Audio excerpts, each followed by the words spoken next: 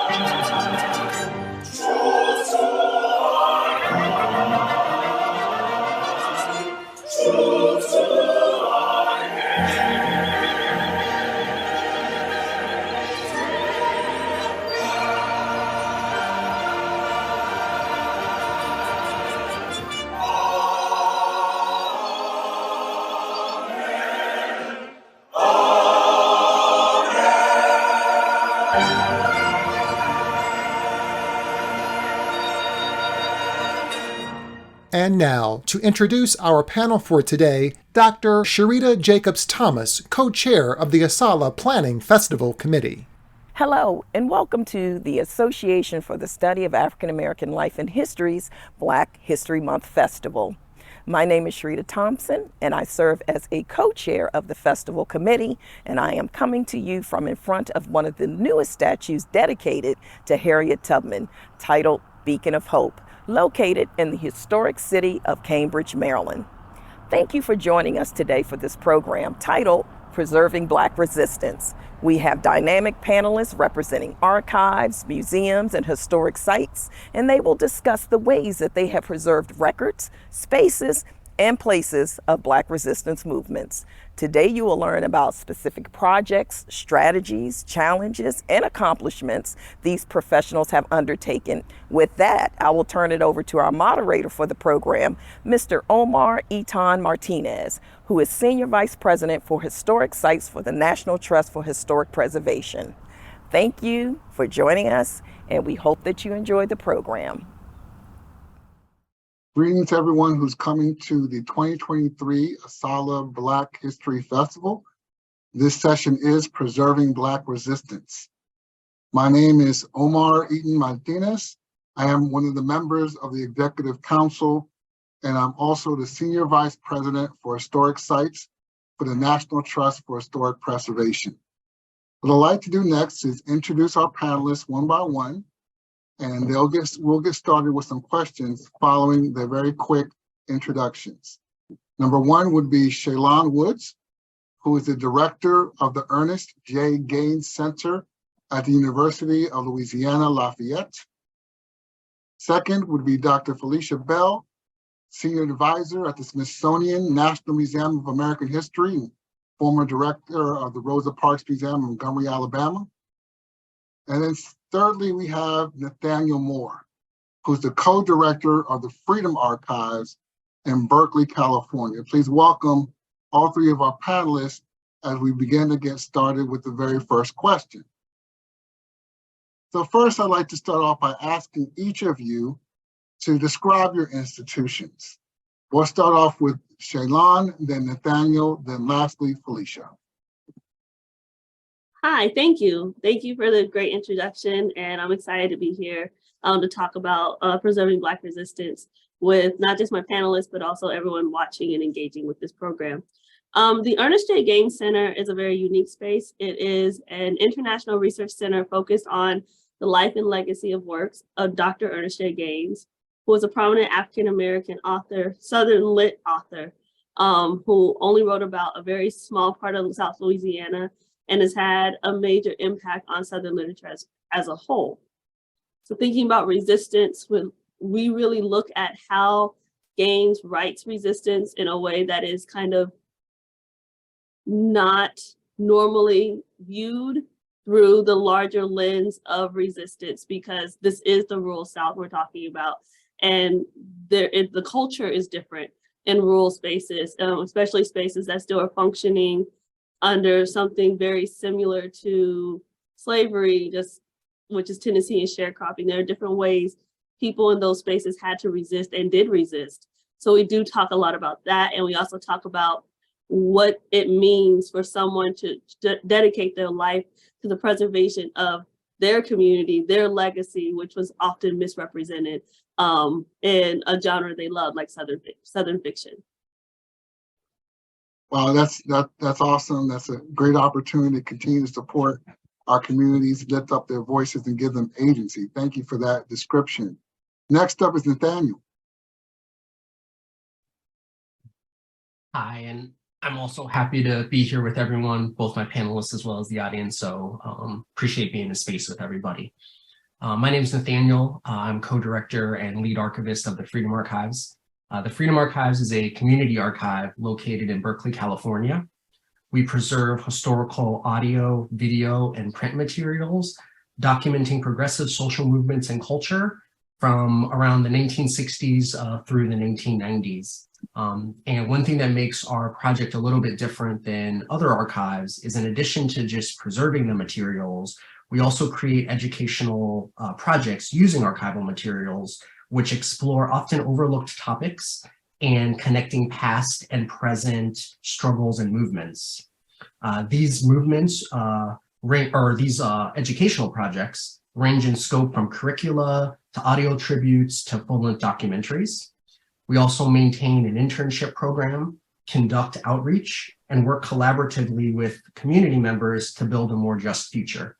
And one kind of last thing I'll say about the work we do at Freedom Archives is we do maintain an online database, a search site. So if you'd like to see the materials that are held at the Freedom Archives, you can do so at search.freedomarchives.org. Excellent. I love the way that they're so accessible to the community so they can continue to build their knowledge. That's great. Lastly, we're going to hear from Dr. Felicia Bell. Hi, and thank you for having me here today. I'm happy to be here and to join these esteemed panelists. So I was previously the director of the Rosa Parks Museum, Troy University's Rosa Parks Museum, which is located in Montgomery, Alabama, specifically downtown Montgomery, at the site where Mrs. Parks was arrested, on the corner of Montgomery and Lee Streets. And so this museum was started by Troy University and opened in 2000, and has under my leadership and really throughout its time was dedicated to its mission to as a living memorial to Mrs. Parks. And so honoring her work as an activist, as an activist for social change. And so everything that we did, our programming, exhibitions, tours, all evolved around her life's work. And so the museum is open daily and for tours, and it was such an honor and a pleasure to carry on that legacy. Thank you. Wow, what a great opportunity to be able to, as you say, carry on that legacy of such an iconic figure, not just to the people in the United States, but I would argue to African descendant people across the world. That's incredible. So the next question I want to pose, and I will like to start with Dr. Bell this time, and then go to Shaylon and Nathaniel, is tell us, what does resistance mean to you? To me, resistance means resisting oppression, but doing that through your agency, using your agency, using your resources, using your community, your friends, your family, to make social change. And so to resist status quo, resist the way things have been, resist exclusivity, resist violence. And so using your resources and what you have to change, to make change. So to me, change is key to resistance. Thank you, Dr. Bell. Thank you. Shaylon, talk to us about what you believe resistance means to you. Dr. Bell, what Dr. Bell said was amazing. Like, it's resistance is pushing back against whatever the status quo is, and not just, on an individual level, but trying your best to on a systemic level. And I think when we think about community, we don't always think about like the different levels of systemic indoctrination and institutionalizing that happens within a community. So we talk about resisting like larger overarching systemic issues such as like police brutality and like legalized racism and discrimination, but also resisting against some things that might have become systemic within our own small communities that lead to our own degradation, and finding ways to do it and that's authentic to you. You don't have to conform to things that don't speak your truth. Finding ways to incorporate your truth as you see it, regardless of what the world around you says, regardless of things that make you feel little. And through that resistance, also resisting making others feel little too. You know what I mean? Like, just because people around you say it's okay to treat someone a certain kind of way, and it's not, you don't do that. You still push back against that. Resistance is asserting your dignity, asserting yourself, asserting the fact that you deserve to be respected, whatever that might look like. That's what I think resistance is. And that's incredible. I love it because it really allows us to appreciate resistance on a spectrum, and everything is not necessarily rooted in some type of physical altercation, but it can be actually intellectual and strategic, which is absolutely great. All right, Nathaniel, tell us, what does resistance to mean to you?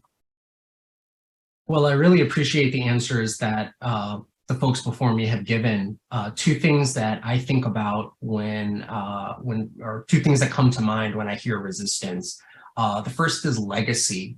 To me, Black people have been resisting something one way or the other since they were brought to this country, so the United States, in terms of this conversation. So when I think about resistance, I oftentimes think about, how do I fit into the legacy of something that's already been happening for hundreds of years? Another thing I think about for resistance is continuity. And so even though oftentimes these things are obscured, in fact, the archives already contain or do contain many stories, examples, lessons, strategies of Black resistance. And so, at least at the Freedom Archives, one of the ways that we understand our role in preserving Black resistance is to, how do we lift up these perspectives? How do we make them accessible for people who may not know that they exist? And how do we connect the perspectives that we engage to these larger questions in our society, so that there's a continuity in the resistance, and we understand as the work that we're doing today is part of a much larger spectrum, as you said, that already exists, and not get overwhelmed that at any given moment, oh gosh, how do we deal with all these things that face us? So it kind of helps us put that into perspective and see it as a longer, a longer struggle, and a struggle in which there are many sites, not just one. So those are some of the things that I think about when resistance gets brought up. And that's wonderful, because for me, it's meaningful to understand that our struggles are part of a legacy of struggles. They're part of a continuum and a trajectory. And, sometimes, I have a daughter who's 19-year-old, a budding activist, a budding politician. And I'm always cringe a little bit when she doesn't connect her struggle with the past struggles. Of course, she's been she's been blessed, as I would say, that she has a father and mother that really care about these things, and so she knows she's been brought up to know about a lot of these things. But sometimes there's still some information that doesn't slip through, and so the work that you guys are doing with these archives allows us to fill in these holes, so that our activists of today aren't feeling like they're starting from scratch, which I think is so pertinent to the work and the survival of Blackness and all this anti-Blackness that we deal with today. I would like now to dig in a little bit more about your projects that you're working on. And so we'll start off with Nathaniel this time, but I'll say, Nathaniel, if you could talk to us about a project that you're involved with right now that addresses this Black resistance theme. Sure. Thanks for the question. So, the work that we do at the Freedom Archives, on a day-to-day basis or any number of the pieces of work we do could relate to this theme, but there's one specifically that I want to take this instance to talk about.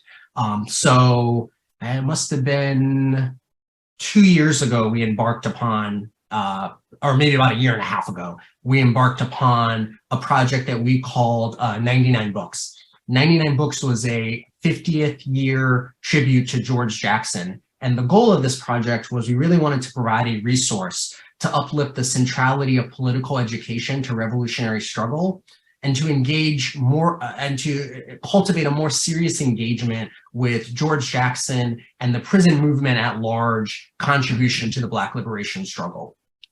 So many of the folks on this call will already know, but for those who don't, George Jackson was an educator, theorist, and writer who was incarcerated at the age of 18 with an indeterminate sentence of 1 year to life in the California prison system. During his 11 years in prison, George became a seminal leader for movements inside and outside of prison walls.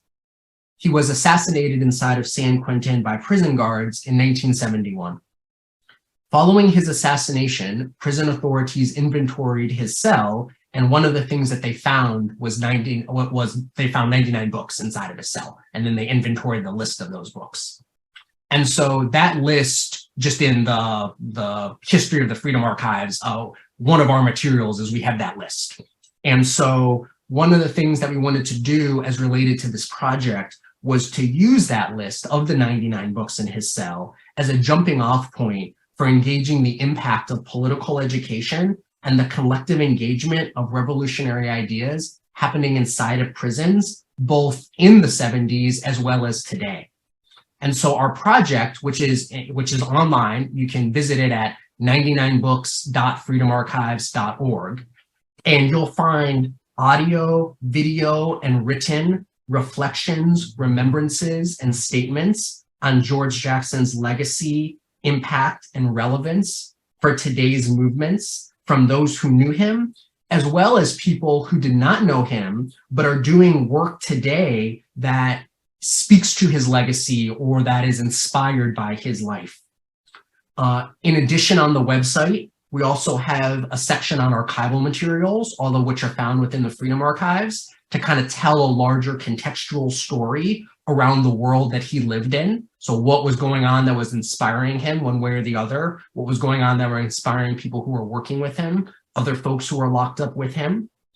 And we also presented in that project curricula. So for younger people to try to work through and understand why the issues we're raising in the project are relevant to their lives today and provide some teaching tools to educators. And then finally, we've got a section on additional resources, right? Because one of the things that we wanted to stay away from is the goal of the project was not to tell the definitive story of George Jackson or to own the way in which other people should look at him, but instead provide a jumping off point for those who want to learn more, because obviously he meant so many things to so many different people. So that's one of the projects that we're really proud of, that we think not only is a good example of our work in terms of the continuity of things that happened in the past and relating them to today, but also something where we're really proud of the work that we did to preserve Black resistance. So thanks for giving me an opportunity to talk a little bit about that. Oh, no, this is incredible. I just think about how those archives influence, the carceral studies field, scholars like Ruth Wilson Gilmore and Khalil Gibran Muhammad and folks like Michelle Alexander, and even documentarians and other public humanities folks who are doing work like Ava DuVernay and even the work that Brian Stevenson is doing in Montgomery with the Legacy Museum. It's incredible that this archive exists. Thank you for sharing about your project. Next, I'd like to hear from Dr. Felicia Bell. So I'll just, if you will, focus on the work at the Rosa Parks Museum that is continuing, and that is, I started a day camp at the museum, which was modeled after Mrs. Parks' experience at the Highlander Folk School in Tennessee a few months before she was arrested in 1955. And so she spent a summer there learning about nonviolent civil disobedience. And so we took from that and created a day camp for children in middle and high school age children to learn about conflict resolution. So for at least 4 days, 3 or 4 days at the museum, they received workshops for a couple of days and then a day to visit historic sites related to social justice. And so visiting sites in Birmingham, like the 16th Street Baptist Church, sites like the Legacy Museum in Montgomery and others. And so, this is a way in which we elevate the legacy of Mrs. Parks through current educational programming for children, teaching that you can resolve your issues without using violence. Additionally, we, as a part of what we can offer to our community, participated in with the local police department. We offered training for police officers as a part of their recruitment process and as a part of their training process to become police officers. They visited the museum for a tour and then also received a presentation from me around policing African-American communities. And so this is important because of Mrs. Parks, of course, experience with police and being arrested, and also the many other foot soldiers who participated in the Montgomery bus boycott as well. But just the sort of the troubled history of policing in Montgomery. And so it kind of educated officers who came from all over Alabama to be police officers in Montgomery. A little background on the community, a background on the history there, and how it even dates back to slavery, right? So we had these kind of conversations, and I think that that's key. I think and I think why small museums are a gem in their communities, because they kind of target and focus on local issues that matter, and sort of reach folks on the ground level with resisting oppression, as we talked about at the top of this panel, and with countering that with some positive change that we can kind of see as a community. So I hope that's helpful. Very helpful, very helpful. It's just another confirmation about the work that folks do in museums and historic sites, using them as sites for social action, engaging with the community, which I think when we talk about the community, even though rhetorically we think exhaustively like that's everyone, but often we do leave police out of that because it's us versus them type of mentality. But if we continue to perpetuate that, it's going to be hard to see any movement in a progressive way. And so I love the fact that you were able to engage with them and bring them to the museum, provide training, workshop. And I'd have to say, there's nothing like historical evidences to prick people's assumptions. And so I think that's a beautiful way to do it. So thank you for sharing with us about that project. Next, Shaylon, talk to us about a project that deals with Black resistance that you're working on. So I think the project that most closely aligns that I'm very excited about is called A Map to Black Studies. And what it is, this is a $60,000 grant the Ernest J. Gaines Center received from the History Department to build a Black Studies collection. And the reason why I'm personally really excited about that is because The Ernest J. Gaines Center as an archive is very different from most archives because we, on paper, are a literary archive. And so you think about literary archives, you don't think about historical things at all. You think about only focusing on the life and legacy of the author. But if you read Gaines's work, he's doing something very complicated in preserving things, but preserving things in a way that can't be disputed.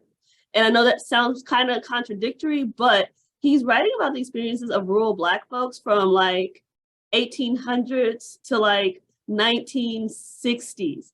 And what we know about rural spaces, especially rural Southern spaces, that wasn't really a place for people to safely say, these are things that are happening to us without like literally risking their lives or risking their families' welfare, safety, and like employment. The South, he was born in 1933 on the same plantation his family was enslaved on. And up until the 1970s, it was still a functioning tenancy and sharecropping plantation. So activism in those spaces was not really allowed, because if you did so, not only could you be expelled, but your entire family could be expelled, and now it's homeless and destitute because they're borderline destitute anyways. Like, tenancy and sharecropping was not an equal economic system. It was something that was often used to keep Black people in oppression. So it's not like there is the real space to hold people accountable for abuses that was happening to them. So what he did is he wrote the histories that he remembered in fiction because it's fiction. So for someone to dispute it, they'd have to out themselves as the person he's talking about. So he's writing about an overseer who's had this relationship with a Black woman on the plantation who really could not consent because she didn't have the space and freedom to say no, and how that relationship has then evolved to a way where she is able to get something out of it to protect her and her children. That's still resistance within the system that was meant to break her. Or he writes about a man who was not taught race roles and ends up committing suicide because all of a sudden his community is trying to enforce on him the fact that he's a white man and can do whatever he wants, and that love cannot exist between him and this Black woman.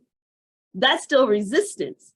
But what's happening through these novels is that what I've done, and I'm very proud of this because my background is traditional history, not literary. Like I don't have a degree in English, is I read these things and I was able to pull out things and connect them to historical events that were happening, historical time periods. And so through the Map to Black Studies, we are now building collections connected to Gaines's work that's not Gaines specific. So we're building collections about policing and community organizing and gender and sexuality and like data sets and art and all these things are absolutely understood as instances of Black resistance. And there are these things that are in fields that feel separated, and we are showing how they're all interconnected, which is what Black Studies is. Black Studies is inherently interdisciplinary, and this collection is inherently interdisciplinary. And right now we have amassed, just in one semester, over 600 books. And we didn't spend the first 30,000, we got another 30,000 to spend over 3 years. And there's gonna be an amazing LibGuide, which will be on our website that people can see not just what books the collection has, but also outside resources beyond the Gaines Center that they can use for their research. It's going to be this huge, huge, huge collection that anyone, we are hoping, not just our students, we're going to encourage anyone and everyone to come and request books through interlibrary loan, to come and visit us, both circulating and non-circulating collections, and really start building programming around this, showing like these are ways resistance is happening, like even currently looking at how midwifery is coming back, especially big in Black communities. Like midwifery and doulas, that is becoming a huge thing. Herbalism is coming back and it is a huge thing. And there's lots of reason as to why for Black women, like there's a shift to this. Not only is it something that might connect us back to what we identify as traditional for us, but sometimes the traditional medical space is not safe for us. We're not heard. We're not respected. So if I can go to somebody who looks like me, but doesn't have access to Western medicine, but has a good understanding and training in herbalism that can help me better than the other doctors can, that I'm not only resisting the labeling of like being dramatic or having a high pain tolerance, I'm also healing my body at the same time. And that's really amazing that we are learning again to re-engage in these things. So I'm excited to build this collection to provide the research behind that. Like, that's really exciting for me. That's incredible. All those things that you said, and I like how you interwove them, but tied it back to gains and to all the work that you're doing in that site. And just shout out to all the interdisciplinary scholars out here. I graduated with a BA in African American Studies and pursued a master's in the same, and I'm looking to pursue a master's in American Studies. And I think, like you're saying, to tell our stories, it's just inherent in order for us to really tell them correctly and fully that we engage interdisciplinary studies for this work. So I'm so glad that you're able to do it at the work you're doing at the Gaines Center. So the next question, and I'll have you, Shaylon, again, start with this one, is talk about the successes, but also the challenges that you have in preserving documenting resistance efforts, whether it's about Black people or another marginalized identity, because we know these things are intersectional, but they're also very complex. And so please talk to us about those types of successes and challenges. Absolutely. Well, I just realized something. I need to bounce back. I want to give a thank you and a shout out to Dr. Theodore Foster, who is no longer here at UL. He moved back to Chicago, but if it wasn't for him, we wouldn't be able to building the Map to Black Studies collection. And I didn't say that before, but I did want to make sure I give him his props, because if it wasn't for him, we wouldn't have gotten that money. And I'm very appreciative. I think my biggest kind of hurdle was getting people to look at Gaines outside as just a literary figure, and really reading, not just reading his work as fiction. Because when I started here, like I said, my background was not in English at all. It's straight history and political science. So I was just like, I don't really know what to do. I know how to work with historical documents. I don't know how to work with fiction as an archivist. And so I did what I know how to do, which is I started finding communities that connected to what Gaines is writing about by location and also by cultural similarity. So then I started building historical collections connected to the literary collections of Gaines's novels. And at first, because my board is mostly literary people, they were just kind of like, I don't know. So I had to learn how to talk the way they talk and get them to I couldn't just say let me do my job, but kind of say, let me do my job and trust me on this, and get them to believe that this was the right way to do it. And so in that regard, I think my biggest success is getting to the point for the annual Gaines lecture series. It's not just an English person anymore. They have allowed me to bring in history people and just open that box to really show that people who aren't dyed-in-the-wool Gaines scholars still have a lot to offer when they are looking at and engaging with Gaines's literature, especially if we're looking at this on more thematic levels, like you're talking about education, where you can read A Lesson Before Dying and really analyze education systems that still affect Black communities now. It's not called the same thing, but the preschool to prison pipeline, that's still a thing that's impacted by underfunding and lack of support for teachers. Underfunding, lack of support, and teachers who do not look like or represent the communities that they're teaching in has a very real impact. And when you look at A Lesson for Dying, that's what Grant's issue is. He has to go back to this space that is oppressive to him, has been oppressive to him his whole life, and he's still not allowed to uplift his kids. He's not allowed to uplift the students in any way. So he's bitter and becomes a bad teacher. So you also can look at burnout, especially for Black male teachers reading A Lesson Before Dying. So if you're not a literary person, there's still so much you can engage with in that one novel, and being able to plan programming that's not only through a literary lens is something that I'm really proud of to have gotten to that point. And by being able to talk about these real world things and connecting it to fiction and showing that historical connection, that's still resistance. we're acknowledging and brainstorming ways to try to fight this that we've been fighting for so very long. So that's my biggest success and something I'm very proud of. Thank you. That's incredible. Let's hear from Nathaniel. What are your successes and challenges in doing this work? Well, I think, a big question.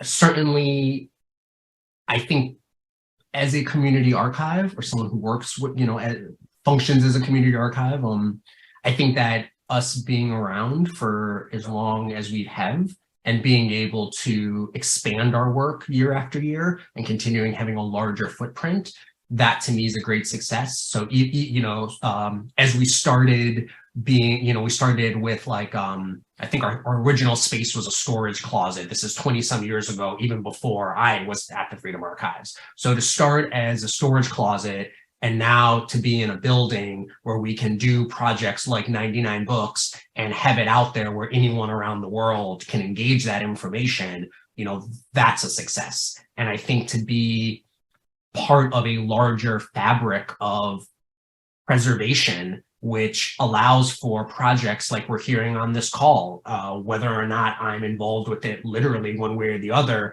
just the fact that there are so many people like us who are also growing and expanding and, engaging new communities, that's a success. So successes, they're there. I think challenges, not that I just want to focus on the challenges. Those, I don't want to say they come to mind easier, but certainly there's a lot of challenges. I think one that I would name, there are a number that are more kind of rhetorical. Space, funding, whatever, right? Yes. But the one that I would raise, I think, is, in this case, is subjugated history. And I think that when we're talking about preserving Black resistance specifically, it's not that Black resistance doesn't exist and it's not there to be preserved. It's that whether you want to call them the powers that be, whether or not you want to name it as the state, whether or not you want to talk about it, you can talk about it in a number of ways, but there is a concerted effort to make sure that Black history that empowers Black people to improve their lives is not made accessible to the dominant public, Black or white. And so one example that's clearly on the minds of a lot of people that I'm sure would be, listening to this program, the attacks against critical race theory. So again, it's not that we can't populate classes to talk about preserving Black resistance, but what happens when that is literally criminalized in the case of some states, right? So I think that the challenge, not so much as the Freedom Archives, because as we are not connected to an institution, the latitude we have to kind of do what we want is a little bit increased, but especially for folks that work in an institution where oftentimes the funding and decision-making is connected to structures that they may or may not actually be connected to. What does it mean for us to embark upon the duty of preserving Black resistance when that act in of itself is met with so much resistance? No, not intending to use the pun exactly.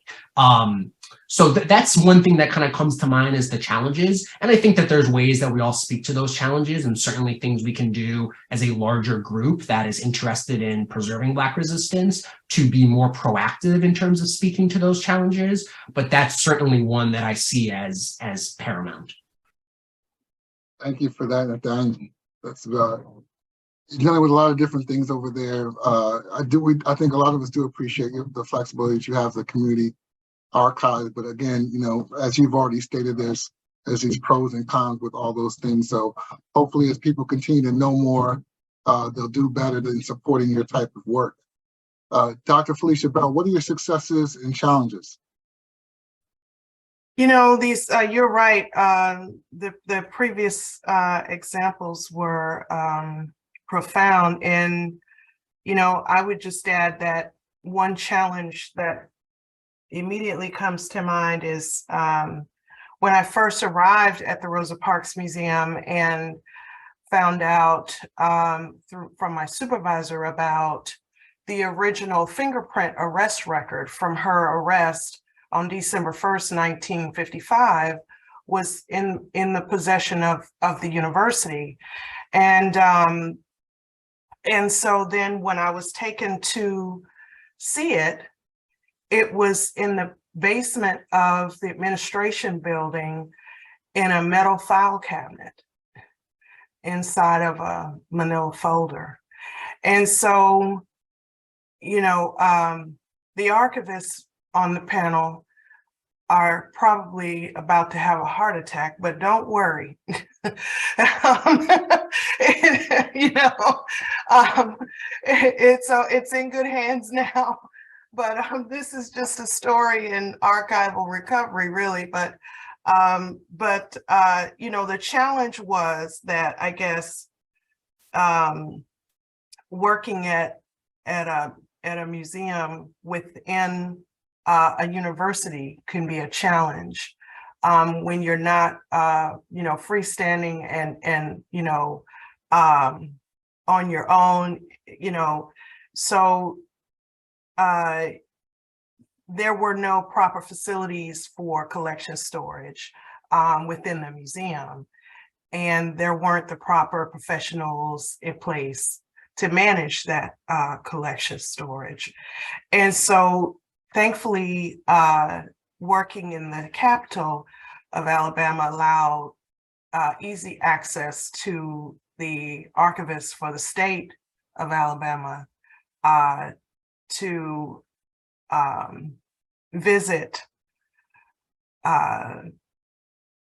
you know, in haste and make his way to see me when I called, telling them that I have this document. And so then, you know, what we did was arrange a loan agreement between the university and the state archive for the state archive to keep that in their collection, so that, you know, in their facility, so that it's in safe keeping in their storage, along with other significant treasures of Alabama's state history. But I guess I'm just saying that, you know, sometimes, especially with smaller museums and archives, the challenge is the funding for proper collection storage. And while Shaylon was giving shout outs to her colleague, I'll go ahead and shout out my donor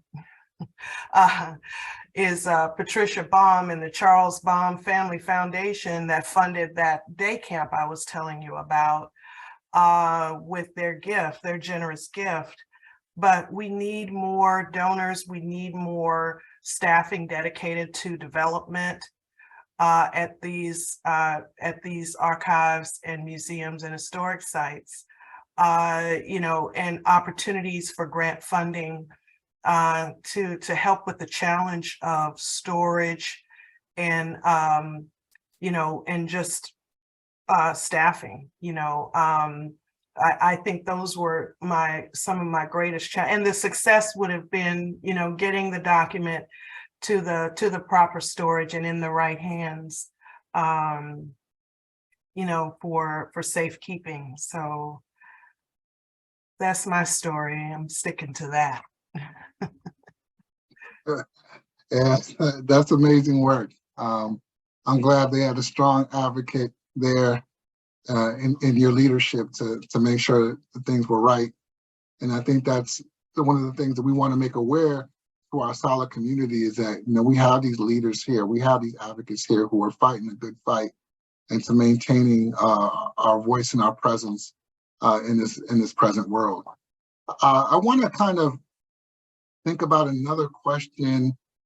Hopefully it's not too unusual to pose, but I can't think about the limited or capacity of what an archive is, right? We have these canons and these archives that we create, and they all have capacities due to some of the funding issues and other things that we've already dealt with. But how have you all who have done this work as archivists think about new ways in always expanding the narrative? Like, I mean, I think a lot of reasons why we do this work is because we're so used to not hearing or seeing our voices in these stories.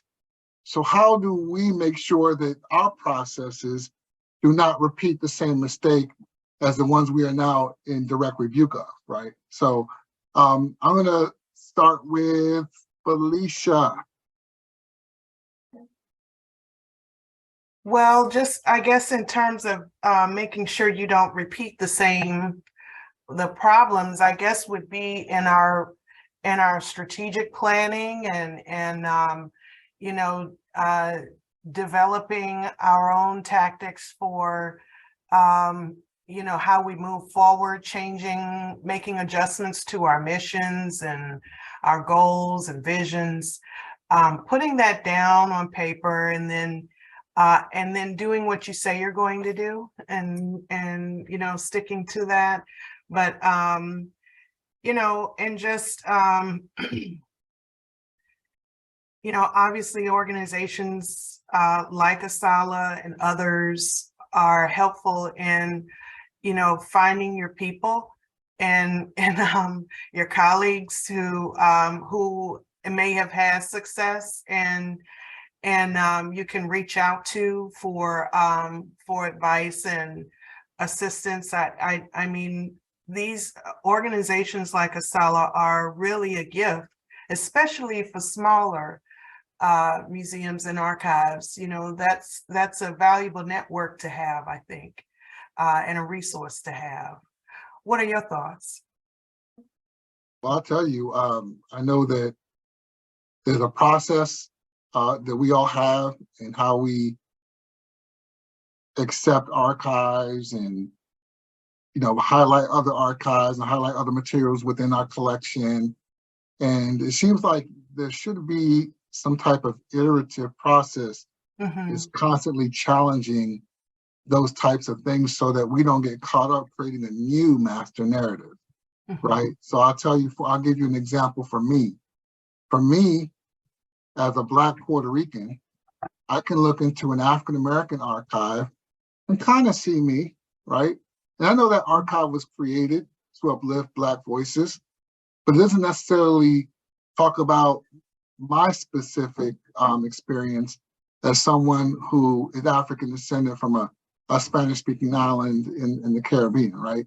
Or I can go to a Latino archive, right? And not see me either, right? Because we then continue to adopt the same type of process that we were rebuke of, and we just kind of end up perpetuating the same thing, just with a different flavor. So those are the types of things that always makes me think about our work and how we always have to challenge the intersections of identity and voice and story. Shaylon, what are your thoughts? So many thoughts. Especially thinking about Omar, what you just said. So I came to archives from public history field. Like, I didn't go to library school first. I got a fellowship, so I had a completely different thought process behind information structure and organization, because I didn't go to library school first. I went to library school because I decided I wanted to be an archivist, and I couldn't get a job after my fellowship because I didn't have an MLIS. And the one thing that is very exciting to me is it's a thing I think community archives really do get right. First and foremost is right there in their mission. They tell you what they're doing. They are about that community. They are about that community. They stick to their mission statement, and they don't try to broaden it. They are narrowly focused in the best way, because that voice that is preventing them from leaning into that master narrative is the population they serve first and foremost, which is their community. So the way they do, like, their subject headings is based on the language that's going to be used by the people who are most likely to come do the research, which often is not scholars, right? That's the best thing to me about archives, is that we have what I call loose guidelines, not like libraries, which have like very strict like cataloging rules and things like that. We have loose guidelines. We have a lot of flexibility in how we can organize information to make it make sense for our primary patron base. And then it's our responsibility to teach everyone outside of that how to understand and engage with that collection. But when you are focused on what your primary patron base is, then that becomes your meter to make sure you're not going too far left or right. And then like Dr. Bell was saying, as archives, not just as archivists, but as archives, it's important for us to know where our complementary collections are. So like Omar, as you were saying, there's a lot of Afro-Latino people, there's a lot of Black Latino people everywhere. So if a Black archive is doing that more in their community archive, more than likely there's Afro-Latino people in that community who are not being fully represented.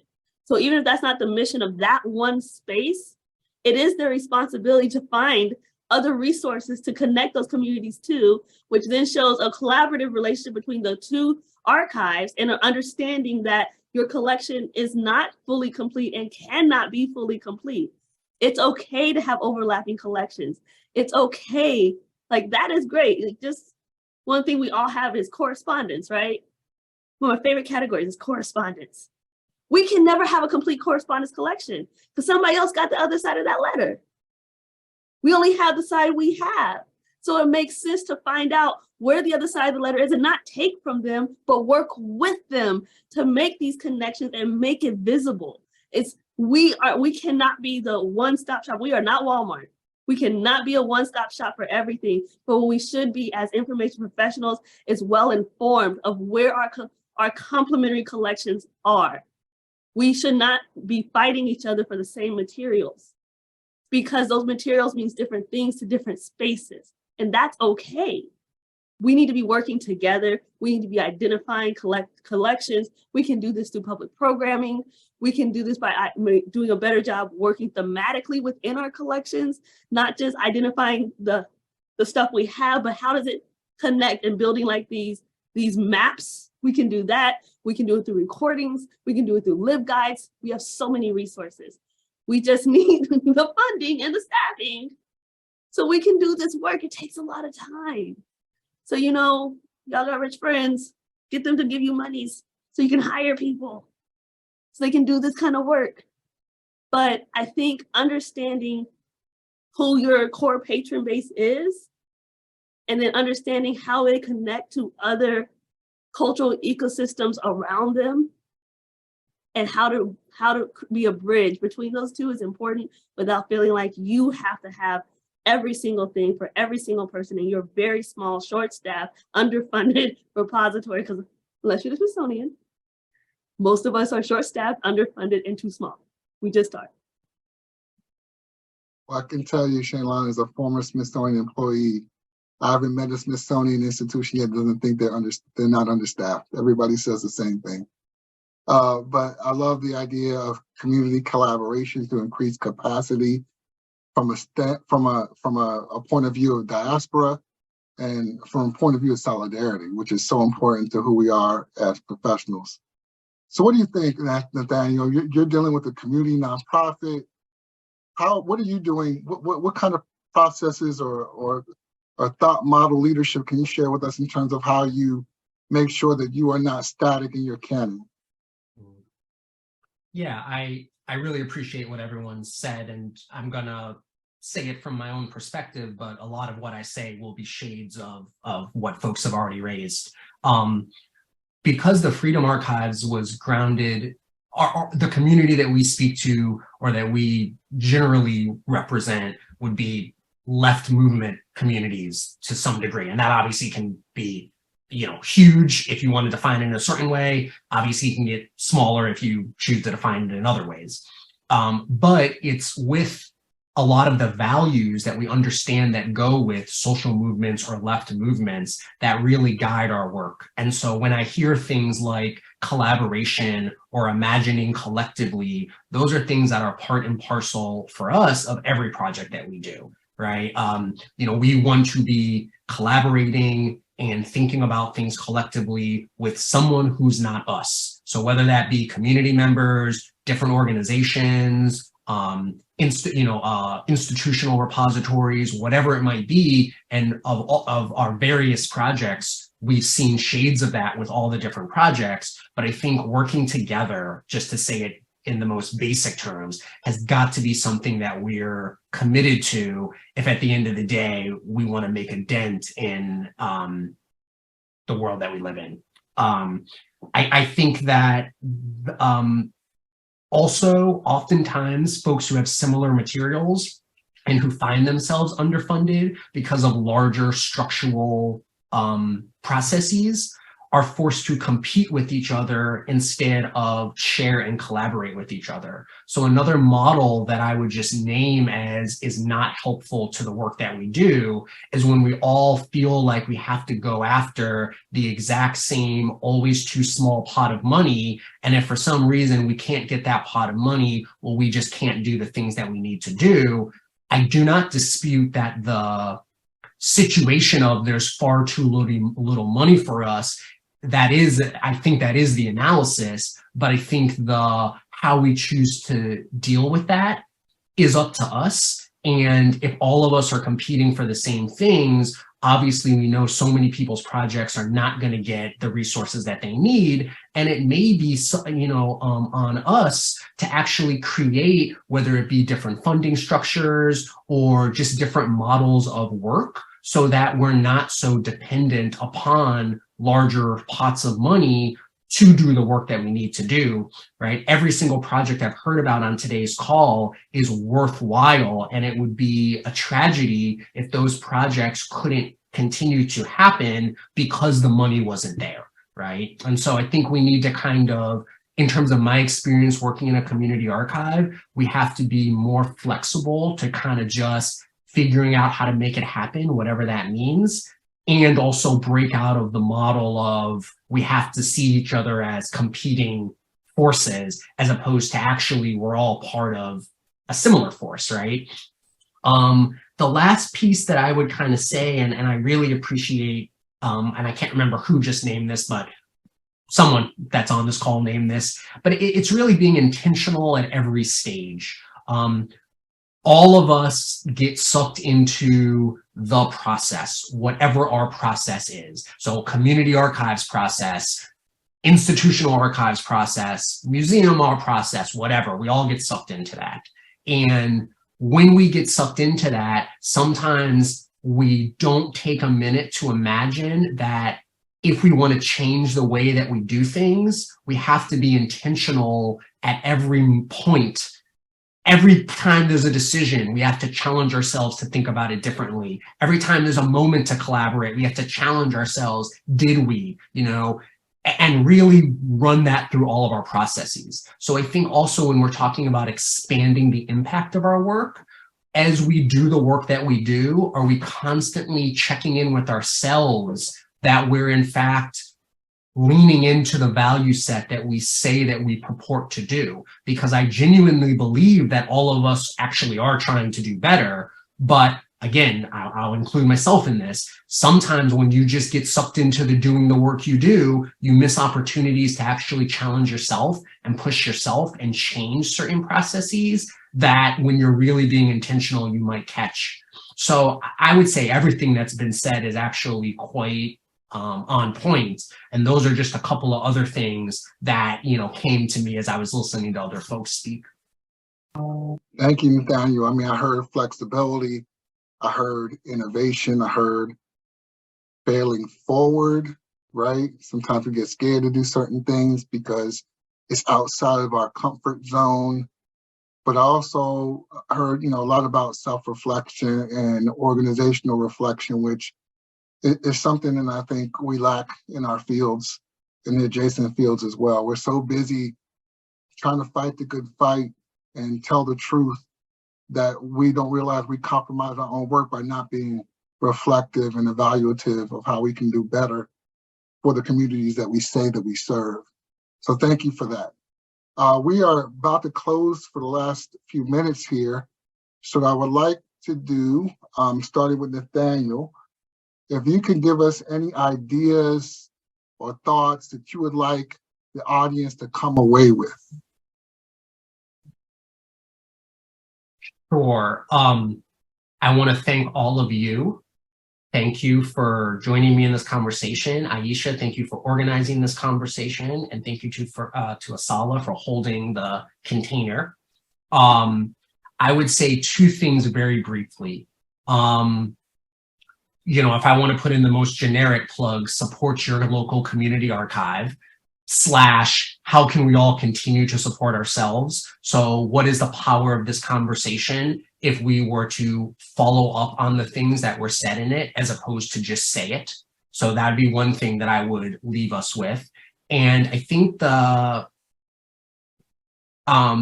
second thing I would just leave us with is, I think one of the things, and I'm thinking back to when I talked about legacy, one of the things I think is important is, for no matter who we are and what age we find ourselves doing the work that we do, if there are not people who are coming behind us who can build on the work we do, certainly we're going to be in trouble. And so I think that really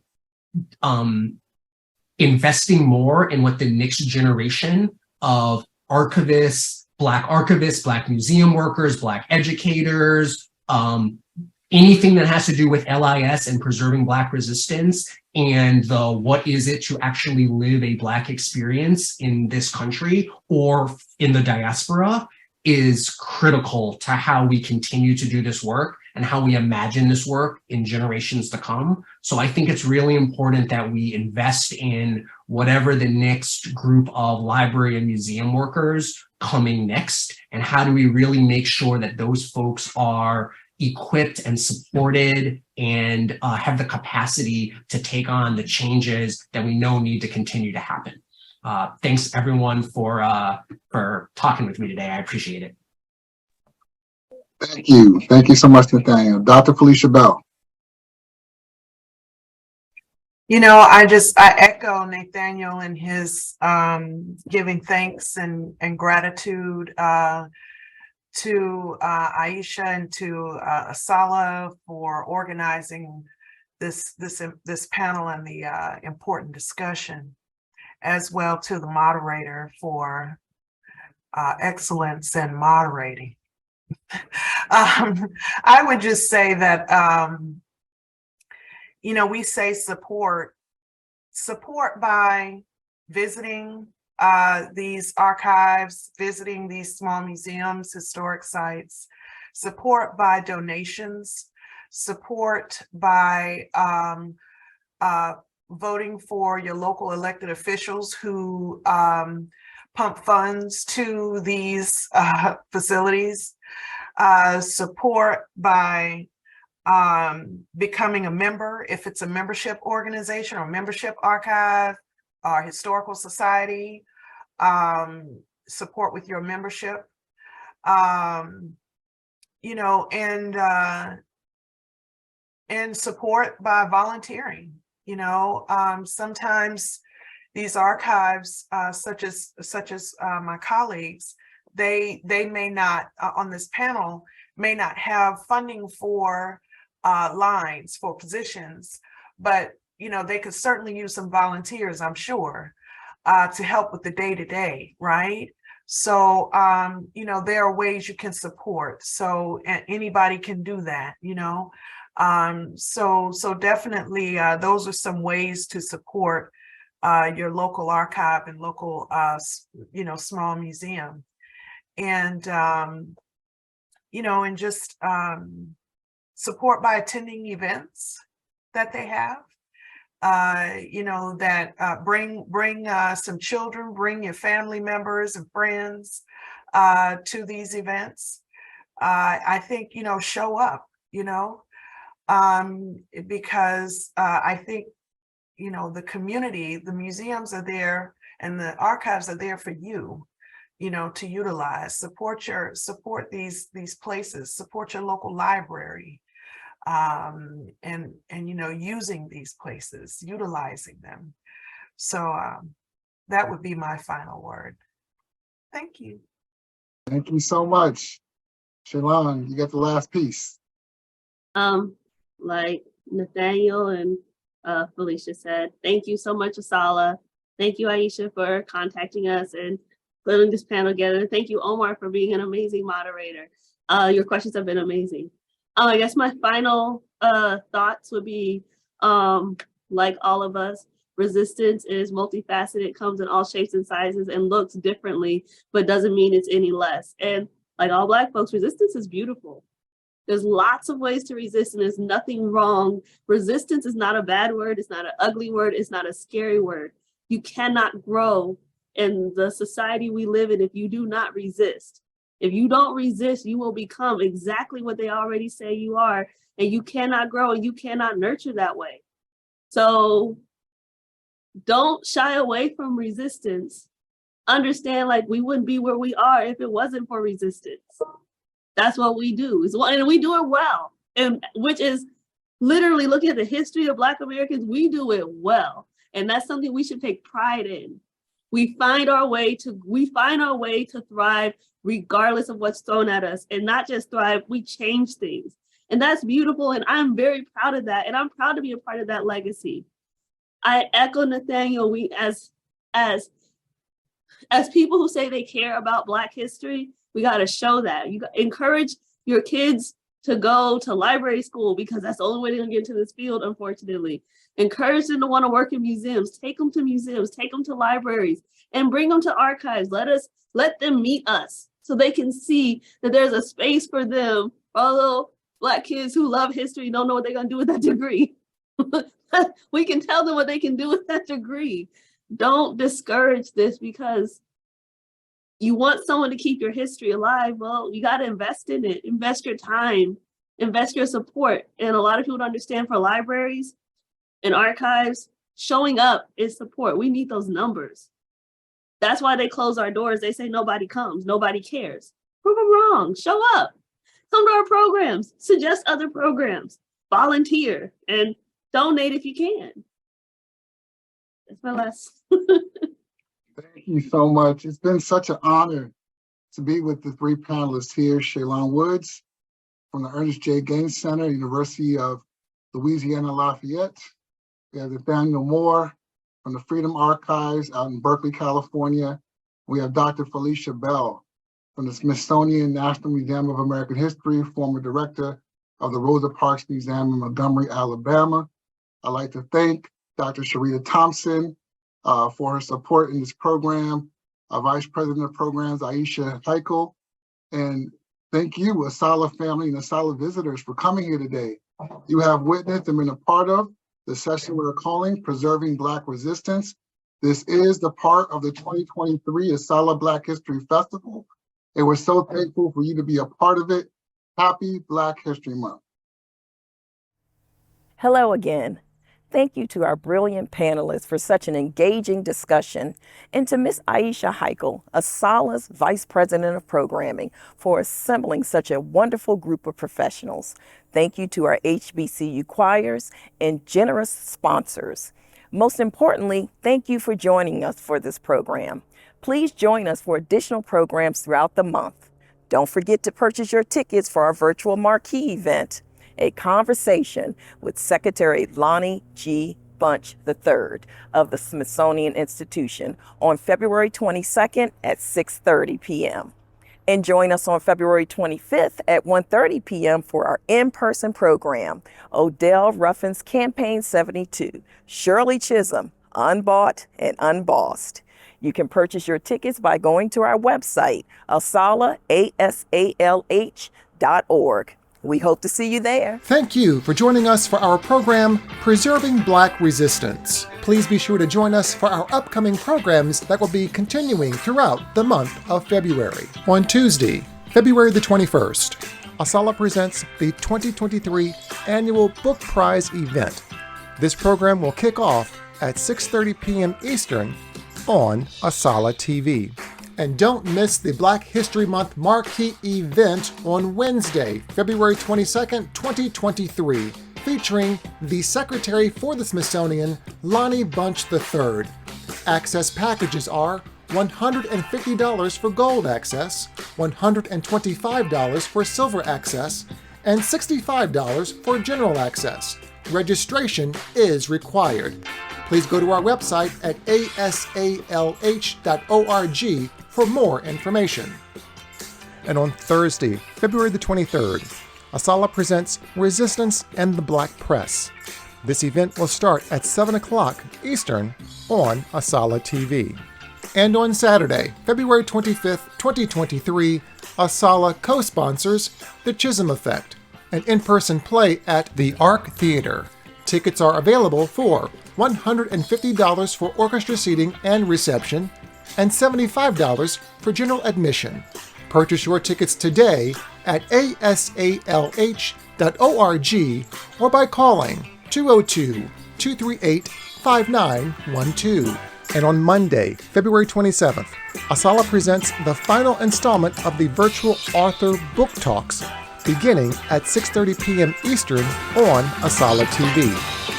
And on Tuesday, February the 28th, ASALH will conclude the month-long festival with our closing program starting at 6:30 p.m. Eastern on ASALH TV. We would also like to thank our sponsors who have made this festival possible with their generous support and financial contributions.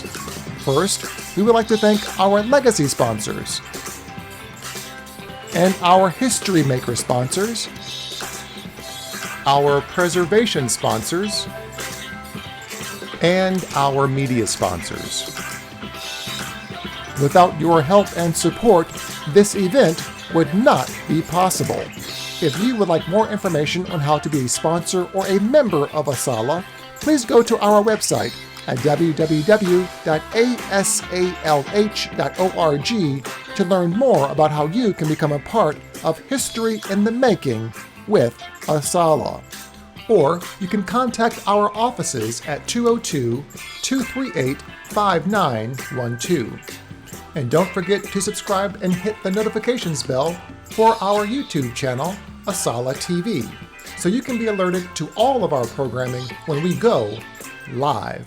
You can also follow us on our social media platforms via Instagram, Twitter, and Facebook for the latest information pertaining to all of our virtual events for 2023. We look forward to seeing you at our next event right here on ASALH TV. And now, to close out our program, Dr. Cordelia Anderson and the Alabama A&M Choir singing A Negro Lament.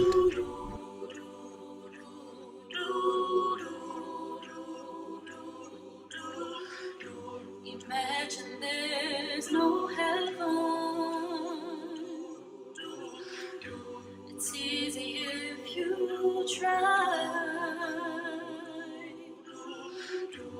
No hell below us. Above us only sky. Imagine all the people living for today. Ooh. Imagine there's no country. It isn't hard to do. Nothing to kill or die for, and no religion too. Imagine all the people living life in peace. You may say I'm a dreamer,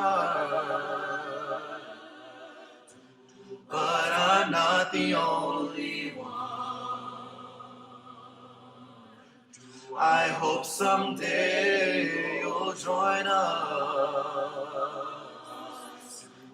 and the world will be as one.